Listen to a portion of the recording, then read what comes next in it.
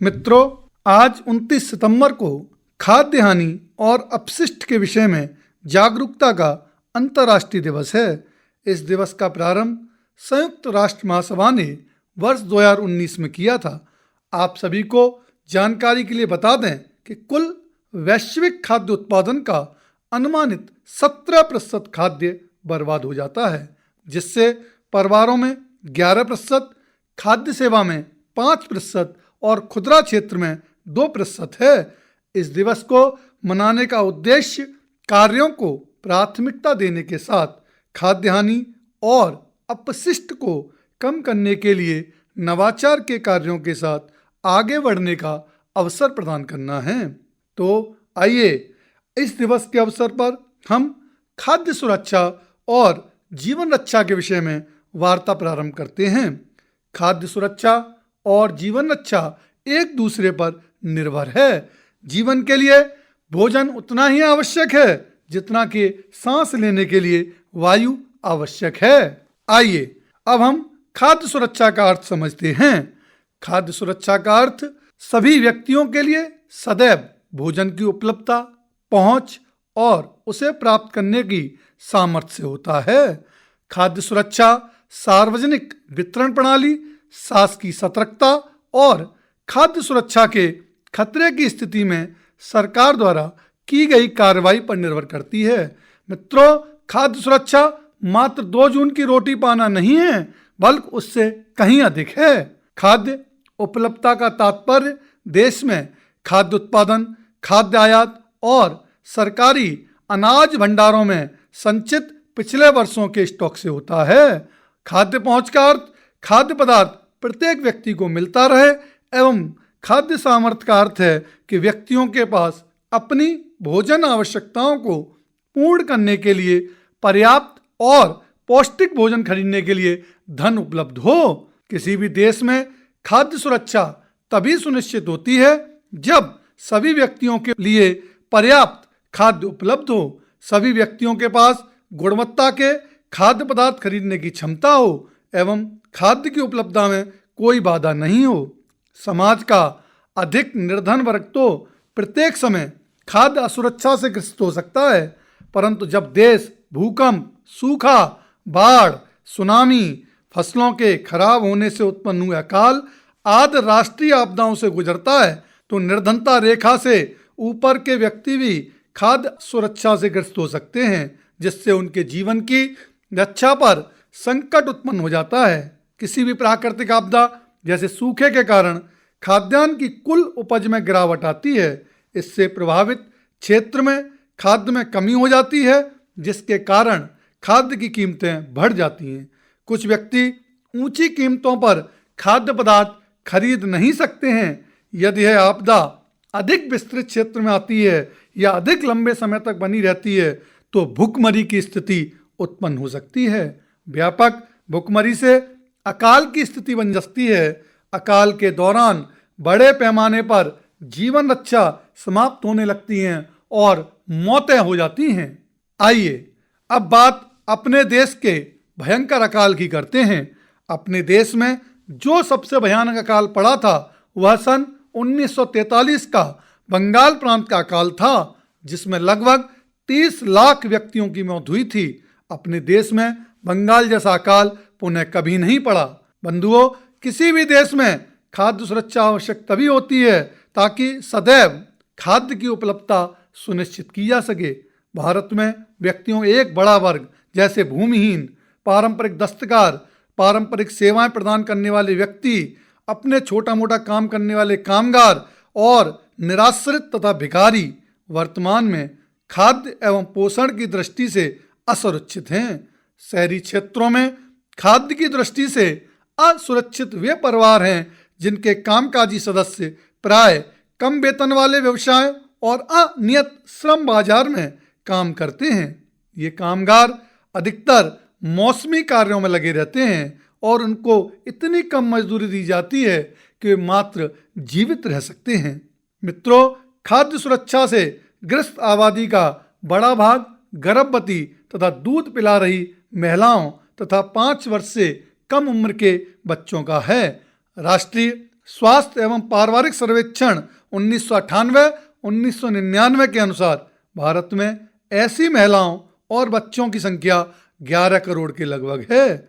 देश के कुछ क्षेत्रों जैसे आर्थिक रूप से पिछड़े राज्य जहां गरीबी अधिक है, आदिवासी और सुदूर क्षेत्र, प्राकृतिक आपदाओं से बार बार प्रभावित होने वाले क्षेत्र आदि में खाद्य की दृष्टि से असुरक्षित व्यक्तियों की संख्या आनुपातिक रूप से बहुत अधिक है। वास्तव में उत्तर प्रदेश के पूर्वी और दक्षिण पूर्वी भाग, बिहार, झारखंड, उड़ीसा, पश्चिम बंगाल, छत्तीसगढ़, मध्य प्रदेश और महाराष्ट्र के कुछ भागों में खाद्य की दृष्टि से असुरक्षित व्यक्तियों की संख्या सर्वाधिक है।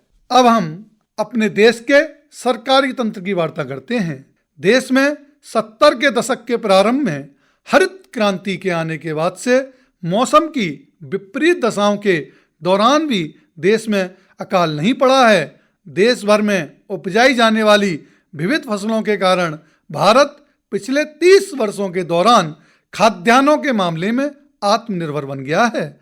सरकार द्वारा सावधानी पूर्वक तैयार की गई खाद्य सुरक्षा व्यवस्था के कारण देश में अनाज की उपलब्धता और भी सुनिश्चित हो गई है।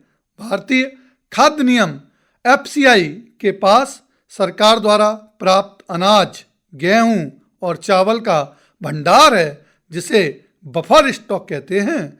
भारतीय खाद्य नियम अधिशेष उत्पादन वाले राज्यों में किसानों से गेहूं और चावल खरीदता है। किसानों को उनकी फसल के लिए पहले से घोषित कीमतें दी जाती हैं। इस मूल्य को न्यूनतम समर्थित मूल्य MSP कहा जाता है। इन फसलों के उत्पादन को प्रोत्साहन देने के उद्देश्य से बुआई के मौसम से पहले ही सरकार न्यूनतम समर्थित मूल्य MSP की घोषणा कर देती है। खरीदे हुए अनाज खाद्य भंडारों में रखे जाते हैं। सरकार का बफर स्टॉक बनाने का उद्देश्य यह है कि ऐसी कमी वाले क्षेत्रों में और समाज के गरीब वर्गों में बाजार कीमत से कम कीमत पर अनाज के वितरण के लिए किया जाता है। इस कीमत को निर्गम कीमत भी कहते हैं। यह खराब मौसम में या फिर आपदा काल में अनाज की कमी की समस्या हल करने में मदद करता है। भारतीय खाद्य निगम द्वारा प्राप्त अनाज को सरकार विनियमित राशन की दुकानों के माध्यम से समाज के गरीब वर्गों में वितरित करती है। इसे सार्वजनिक वितरण प्रणाली PDS भी कहते हैं। अब अधिकांश क्षेत्रों, गांवों, कस्बों और शहरों में राशन की दुकानें, जिनमें चीनी, खाद्यान्न और खाना पकाने के लिए मिट्टी के तेल का भंडार होता है। ये सभी वस्तुएं बाजार कीमत से कम कीमत पर जनता को बेची जाती हैं। राशन कार्ड रखने वाला कोई भी परिवार प्रति माह इसकी एक अनुबंधित मात्रा जैसे 35 किलोग्राम अनाज, 5 लीटर मिट्टी का तेल, 5 किलोग्राम चीनी आदि निकटवर्ती राशन की दुकान से खरीद सकता है। अपने देश में राशन व्यवस्था का प्रारंभ बंगाल के अकाल की पृष्ठभूमि में 1940 के दशक में हुआ था। वितरण प्रणाली को अधिक दक्ष और अधिक लक्षित बनाने के लिए सरकार द्वारा विभिन्न योजनाओं का क्रियान्वयन समय समय पर होता रहा है। सरकार द्वारा सन 2000 में 2 विशेष योजनाएं, अंत्योदय अन्न योजना और अन्नपूर्णा योजना प्रारंभ की गई हैं। अंत्योदय योजना के अंतर्गत लक्षित सार्वजनिक वितरण प्रणाली में आने वाले निर्धनता रेखा से नीचे के परिवारों में से 1 करोड़ व्यक्तियों की पहचान की गई है। 2 रुपए प्रति किलोग्राम गेहूं और 3 रुपए प्रति किलोग्राम चावल का अत्यधिक आर्थिक सहायता प्राप्त दर पर प्रत्येक पात्र परिवार को 25 किलोग्राम अनाज उपलब्ध कराया गया है। अनाज की यह मात्रा अप्रैल 2002 में 25 किलोग्राम से बढ़ाकर 35 किलोग्राम कर दी गई है। जून 2003 और अगस्त 2004 में इसमें 50 लाख अतिरिक्त BPL परिवार को 2 बार जोड़ा गया है। अन्नपूर्णा योजना के अंतर्गत वरिष्ठ नागरिकों को 10 किलोग्राम खाद्यान्न निःशुल्क प्रदान किया जा रहा है। भारतीय खाद्य सुरक्षा अधिनियम 2013 के अंतर्गत खाद्य एवं पोषण संबंधी सुरक्षा सस्ती कीमतों पर उपलब्ध कराई जा सके, इस अभियान के तहत 75% ग्रामीण जनसंख्या एवं 50% शहरी जनसंख्या को योग्य परिवार में वर्गीकृत किया गया है। योग्य परिवार के लिए 2 रुपये प्रति किलोग्राम गेहूं, 3 रुपये प्रति किलोग्राम चावल एवं 1 रुपये प्रति किलोग्राम अनाज की दर से 5 किलोग्राम प्रति व्यक्ति प्रति माह प्रदान किया जाता है।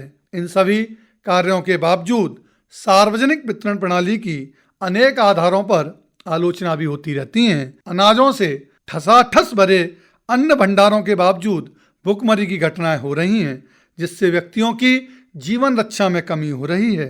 बंधुओं, इसी के साथ वार्ता के क्रम में सहकारी समितियों के पक्ष में कहना है कि अपने देश के दक्षिणी और पश्चिमी भागों में सहकारी समितियां भी खाद्य सुरक्षा में एक महत्वपूर्ण भूमिका निभा रही हैं। सहकारी समितियां निर्धन व्यक्तियों को खाद्यान्न की बिक्री के लिए कम कीमतें वाली दुकानें खोलती हैं। तमिलनाडु में लगभग 94% दुकानें सहकारी समितियों के माध्यम से संचालित हैं। दिल्ली में मदर डेयरी उपभोक्ताओं को सरकार द्वारा निर्धारित नियंत्रित दरों पर दूध और सब्जियां उपलब्ध कराने में तेजी से गतिशील हैं।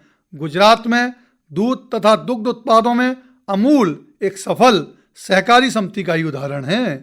कार्यरत सहकारी समितियों के अनेक उदाहरण हैं जिन्होंने समाज के विभिन्न वर्गों के लिए खाद्य सुरक्षा सुनिश्चित की है।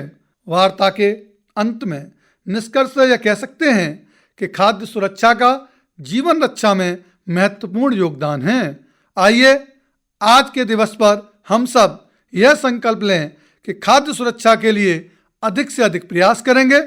इसका प्रारंभ हम सभी स्वयं से भी करके और अन्य सभी को जागरूक करके कर सकते हैं। हम सभी अपनी भोजन की थाली में उतना ही भोजन परोसें जितनी हमें आवश्यकता है, उतना ही ले थाली में, व्यर्थ न जाए नाली में। जय हिंद, जय भारत। बहुत बहुत धन्यवाद।